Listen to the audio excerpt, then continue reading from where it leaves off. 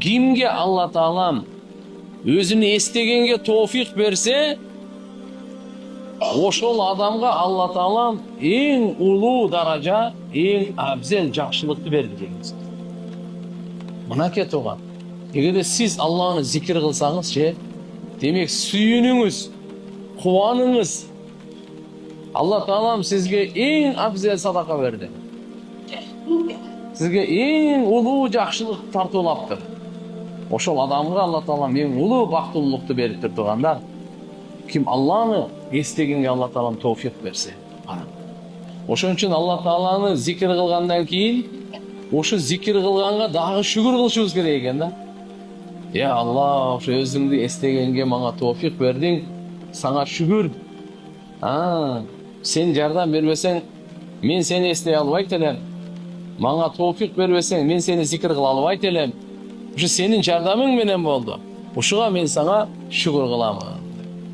Allah Taala bundan ötkön sadaka menen bergen жақшылык жок деп атат да. Wa ma manna Allahu ala abdin bi afdali min ayyulhimahu zikrahu. Allah subhanahu wa taala kayсы pendege жақшылык kılgan bolsa, аны özünü estегенге ilhamdan da ötkön жақшылык жок дейт да. Demek Allah Taala ушунда билип алыңыз, ага жетпейт экен. Kim Allah Taala жүрөгүңүзгө салсана зикир кыласыңдар.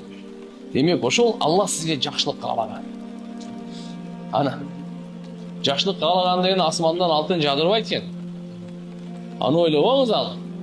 Кандайдыр бир деңгээлде жақшылык болушу мүмкүн. Курсаңыз ток, кийимиңиз бүтүн, бала чакаңыз тынч, мамлекетиңиз аман, ден соолугуңуз чын. Бул да Allah Тааланын неаматтары, жақшылыктары. Бирок Алланы эстегендей ал да жақшылыкка жетпейт экен да булар. Алланы эстеген. Бир алым айтат, мындай дейт да. Алланы унуттурган, Allah Тааланы унуттуруп койгон неаматка караганда Allah Тааланы эстете турган сыноо жакшыраак дейт.